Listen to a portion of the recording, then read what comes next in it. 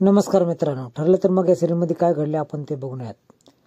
प्रतिभाला सर्व काही आठवायला लागतं, कारण तिने पांघरली असते तिची लहानपणाची मैत्रीण अशी गोधडी, पूर्णाजीन शिवलेली ती गोधडी. खूप तिला प्रसंग आठवू लागतात. एक पाठोपाठ ती सगळे प्रसंग सांगू लागतात.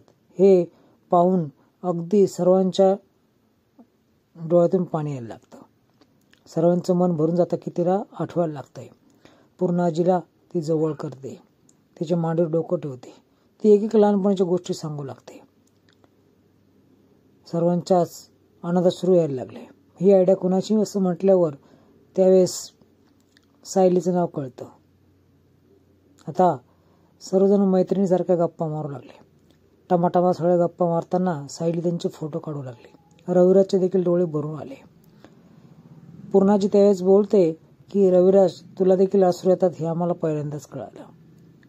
सायलीला ती खूप जवळ करते. अक्षरशः सायली प्रतिभा त्याच्या डोक्यावर आपलं डोकं ठेवते, मांडीवर. सर्वांनाच खूप आनंद होतो.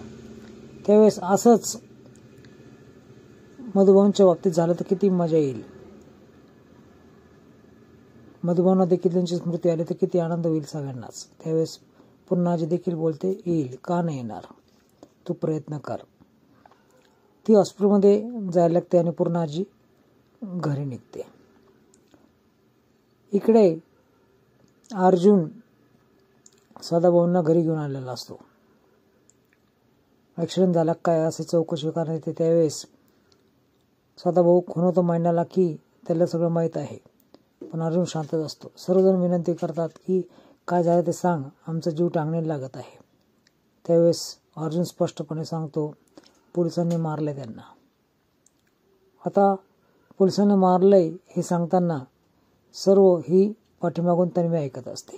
तिचा चेहरा चांगलाच पडतो.